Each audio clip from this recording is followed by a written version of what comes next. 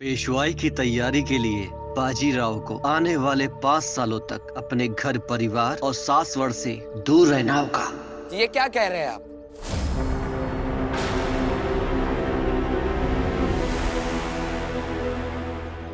क्षमा कीजिए महाराज, लेकिन आप सब जानते हैं कि इस वक्त मेरा परिवार किन परिस्थितियों से गुजर रहा है। मेरे बाबा, हमारे परिवार के मुखिया, मराठा साम्राज्य के लिए लड़ते लड़ते जान दे बैठे। हमारा घर पितृविहीन हो गया। मैं इन परिस्थितियों में अपने परिवार को अकेला नहीं छोड़ सकता। क्यों नहीं छोड़ सकते तुम? क्या इन महिलाओं के बीच में रह के तुम राजनीति सीख पाओगे? नहीं। और तुम क्या समझते हो बाजीराव कि पेशवा की गद्दी पर बैठने के बाद मुकाबले केवल ये तलवारबाजी और शतरंजबाजी के होंगे? नहीं, पूरे मराठा साम्राज्य की सेवा, संप्रभुता, सुरक्षा और समृद्धि केवल और केवल तुम्हारे कंधों पर होगी। और इसके लिए तुम्हें परिपक्व होना पड़ेगा, और परिपक्वता के लिए तुम्हें अपना घर छोड़ना पड़ेगा बाजीराव। बोलो, क्या तुम तैयार हो?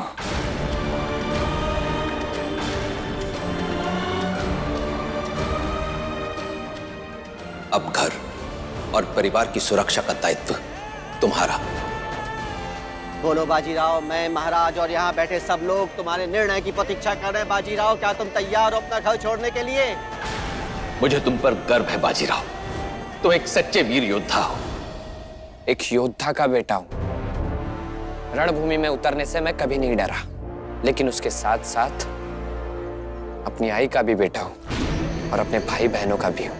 इसलिए इस मुश्किल वक्त में मैं अपने परिवार को अकेले नहीं छोड़ूंगा। अब बाकी का फैसला अपने महाराज पर छोड़ता हूं। ये फैसला जल्दबाजी में नहीं बल्कि सोच समझ के लेना चाहिए। बाजीराव, तुम अपने परिवार से एक बार बात कर लो और अपनी पत्नी काशीबाई से जरूर बात करना। ये सिर्फ राधाबाई का नहीं बल्कि काशीबाई का भी इम्तिहान होगा। जी महाराज।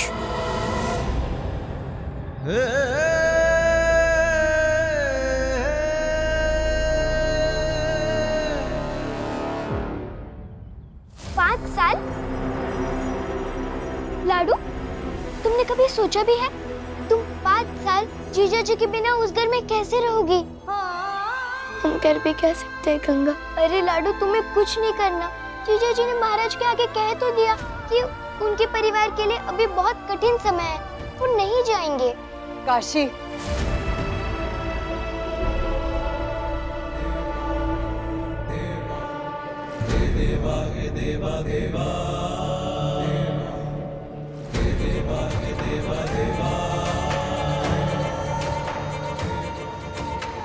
मैं जानती हूँ काशी, तुम स्वार्थी हो, सिर्फ अपने बारे में सोचोगी। यही चाहोगी कि बाजीराव तुम्हारे पल्लू से बंधा रहे।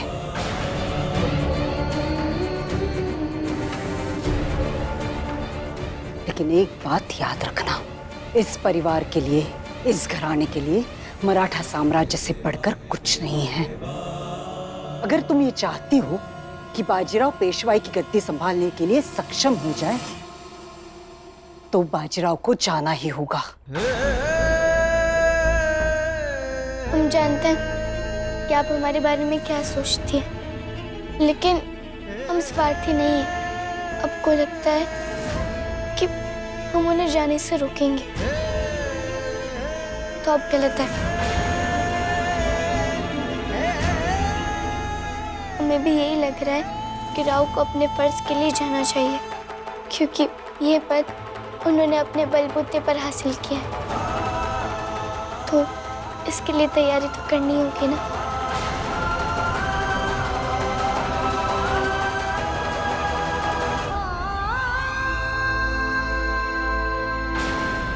सासू माँ, अब हम एक पेशवा की पत्नी है।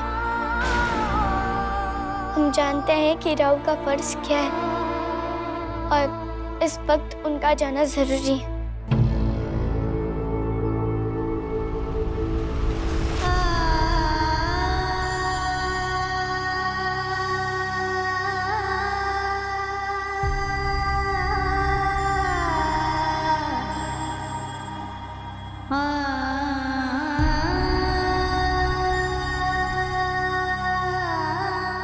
पेशविन भाई, पेशवा बाजीराव ने आपको बुलाया है। आपको नहीं, इनको।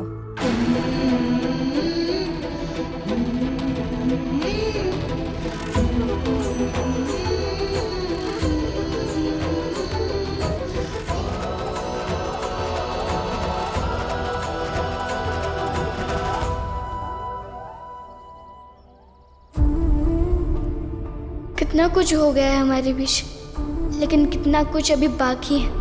हमारी कहानी तो अब शुरू होगी राव।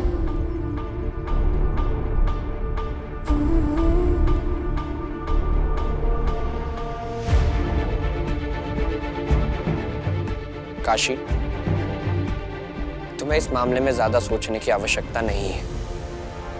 कल जब महाराज तुमसे तुम्हारा फैसला पूछेंगे तो तुम्हें बस ये कहना है कि तुम नहीं चाहती कि मैं चाहूं। लेकिन राव, हम ये नहीं कर सकते। क्या क्या नहीं कर सकती तुम? तो तुम चाहती हो कि मैं अपने परिवार से दूर चला जाऊं? काशी, तुमने आई की हालत नहीं देखी? और बाबा के जाने के बाद ये घर, मेरे छोटे भाई बहन, उनका क्या? और तुमने तो कितने आसानी से कह दिया कि तुम मेरे लिए इतना भी नहीं कर सकती। राव, हम समझते हैं, लेकिन पेशवा बनने के लिए आपको जाना जरूरी है। अब तुम बताओगी मुझे, कि क्या करना है? क्या मैं नहीं चाहता कि मैं अपने बाबा की विरासत आगे बढ़ाऊं? क्या मुझे नहीं पता कि मेरे आई के सपने क्या है?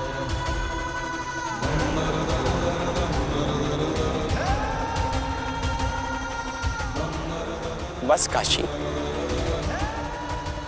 थक गया हूं मैं। सब कुछ कर लिया मैंने, सब कुछ,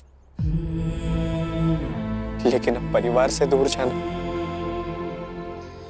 ये मैं नहीं कर पाऊंगा काशी। ये मैं नहीं कर पाऊंगा, वो भी 5 साल के लिए। और अफसोस तो इस बात का है काशी कि मुझे रोकना अब तुम्हारे हाथ में है। इसीलिए मुझे तुमसे बात करनी पड़ रही है, तुमसे कहना पड़ रहा है, उस इंसान से जिसने मेरे बाबा को मुझसे छीन लिया।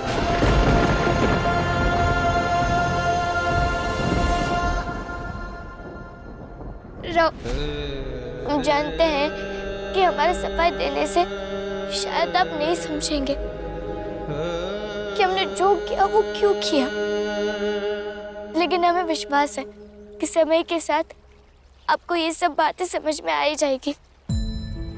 बात रही पेशवाई की, तो हम जानते हैं कि आपने क्या किया, कुछ नहीं किया, और इतना आगे बढ़ने के बाद अब पीछे नहीं हट सकते हैं राव।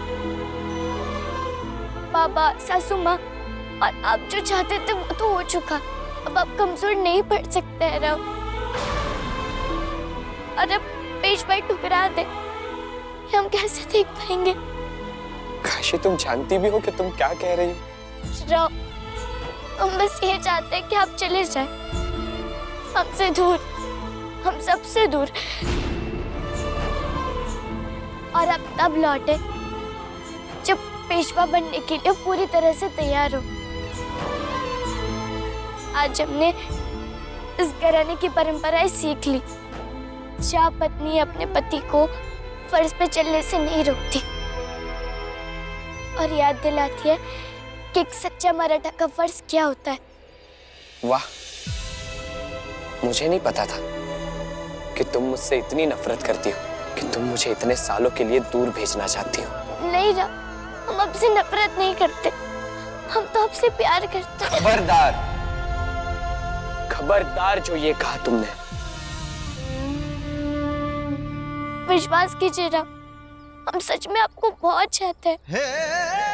इतना चाहते हैं कि आपके भले के लिए, आपके सपनों के लिए हम खुद को आपसे दूर भी कर सकते हैं। और अगर प्यार ना करते तो स्वार्थी होते। प्यार तो मैंने किया था काशी, लेकिन अब लगता है तुम उस प्यार के काबिल ही नहीं हो, क्योंकि जिस काशी से मैंने प्यार किया था वो तो कहीं खो गई है। मेरे सामने तो बस एक लड़की है जो बहुत जिद्दी है, जिसे सिर्फ खुद की बात रखना आता है, खुद की मनमानी करनी आती है, बस। नहीं राव। हाँ, शायद वो काशी तो मर गई।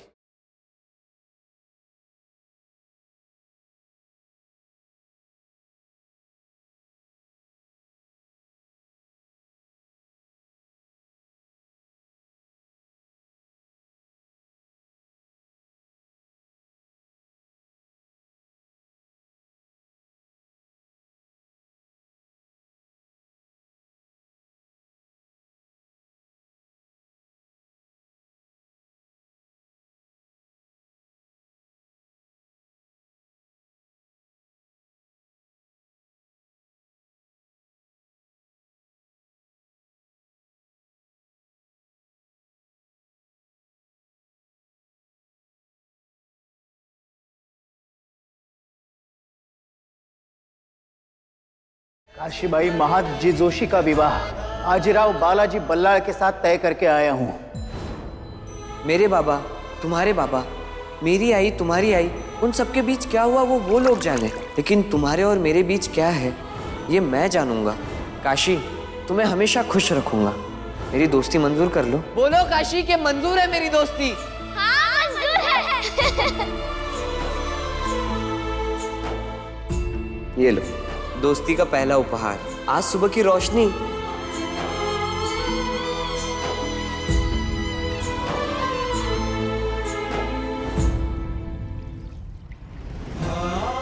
हमें माफ कर दीजिए, इस तरह नाराज होकर जा रहे हैं। कोई बात नहीं, इन 5 सालों में आप समझ जाएंगे कि हमने आपके लिए जो फैसला किया वो गलत नहीं था। हम उस दिन का इंतजार करेंगे जब आप लौटकर हमारे पास आएंगे।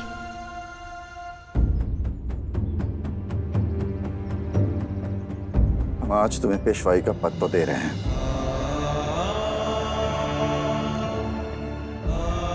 लेकिन अगले 5 सालों में तुम्हें अपने आप को साबित करना होगा।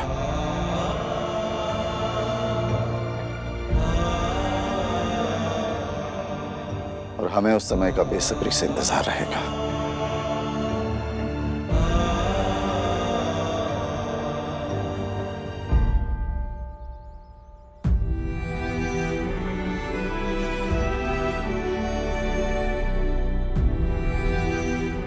यशस्वी भव।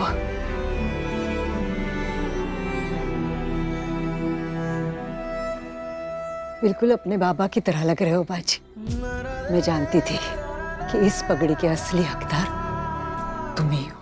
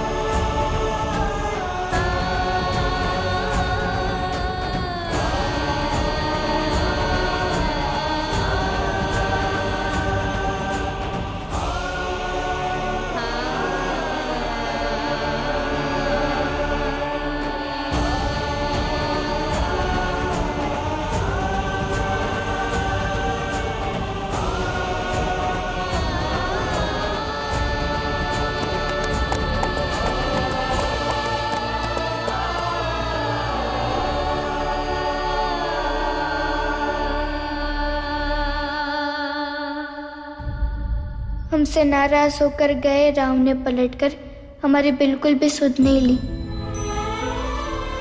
और उनके इंतजार में वक्त बीतता गया। बीच बीच में उनकी खबरें मिलती रही। वो युद्ध करते रहे और एक एक प्रांत पर विजय प्राप्त करते गए। उन पर पेशवा पद की जिम्मेदारियां संभालने का और सर्वश्रेष्ठ योद्धा बनने का जुनून सवार था।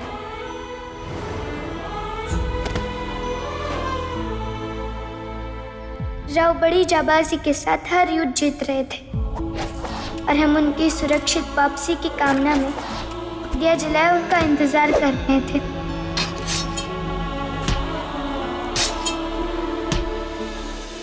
दिन रात गुजरते गए और हम राव का इंतजार करते रहे। राव की शिक्षा पूरी हो चुकी थी और उनका शौर्य दिन ब दिन बढ़ता ही जा रहा था। हम उनके लिए खुश थे, पर वो जैसे हमें भूल ही गए थे। उन्होंने हमारे लिखे पत्रों का एक भी जवाब नहीं दिया।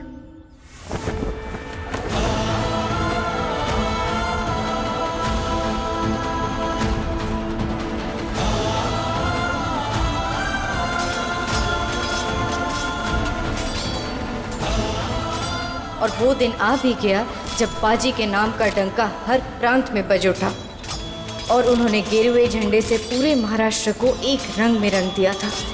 पर इंतजार की घड़ियां थमने का नाम ही नहीं ले रही थी।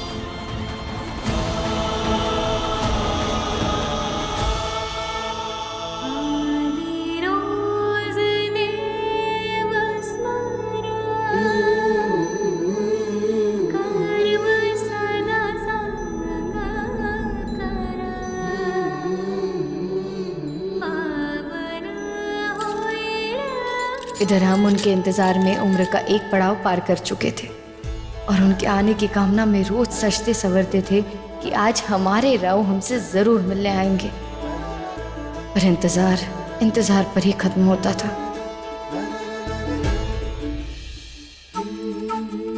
5 साल तो अब 7 साल हो चुके थे। राव को तो शायद वक्त का एहसास भी ना हो, लेकिन हमारे लिए ये 7 जन्म के बराबर थे। एक एक दिन, एक एक पल राव को देखे बिना, उनसे मिले बिना, उनसे लड़े बिना काटना बहुत मुश्किल था। इतना लंबा इंतजार शायद ही किसी ने किसी का किया हो। सुनो सुनो सासवड़ के सैनिकों सुनो, एक बहुत बड़ी खुशखबरी है। पेशवा बाजीराव बल्लाळ पधार रहे हैं।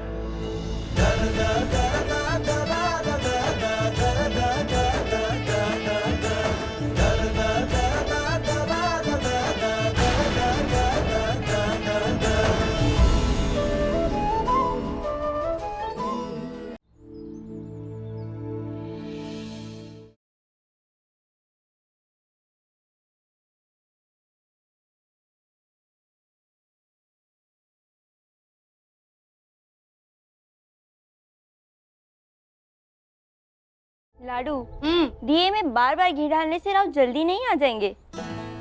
जानती हूँ। राव के स्वागत में हमें इस दिए से इतनी रोशनी करनी है कि दिन में आए तो सूरज शर्मा जाए और रात में आए तो रास्ते रोशन हो जाए। दिया जादुई है? जादुई नहीं है, लेकिन मामूली भी नहीं है। ये दिया, ये हमारे विश्वास का दिया है। वो तो नजर आ ही रहा है। जितना तुम्हारा दिल धड़क रहा है, उतनी इस दिए की लौ भड़क रही है।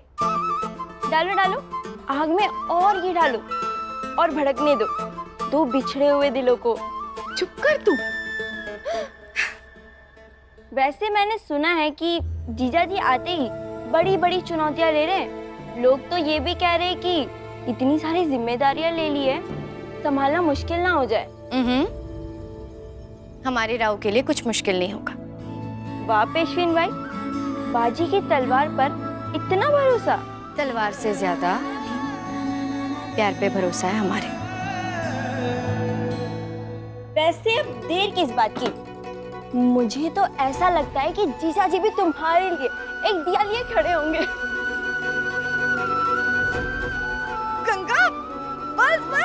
अगर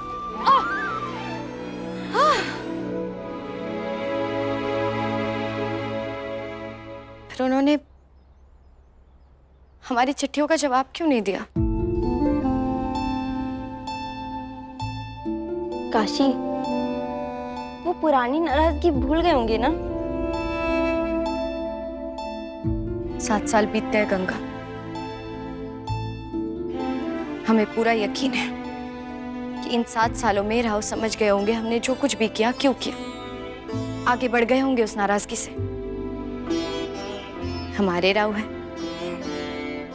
लेकिन इसका मतलब ये नहीं कि हमारी चिट्ठियों का जवाब ना देने के लिए हम उन्हें क्षमा कर देंगे। बिल्कुल नहीं। वाह, तो तुम ये चाहती हो कि युद्ध के मैदान में तलवार छोड़ो, वो तुम्हारे लिए कलम लेके बैठ जाए? चल पागल, तुम ना शैतान हो गई हो, हाथ से निकले जा रही हो। वैसे ऐसा तो नहीं कि इन 7 सालों में पेशवा साहब को कोई और पेशवीन बाई मिल गई हो?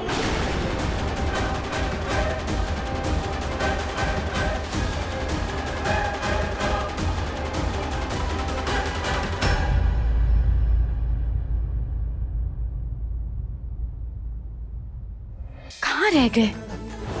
कब से इंतजार कर रहे। गंगा, ए गंगा, जाके देखो ना आए क्या। जल्दी जा। वो तुम्हारे पास ही आ रहे हैं।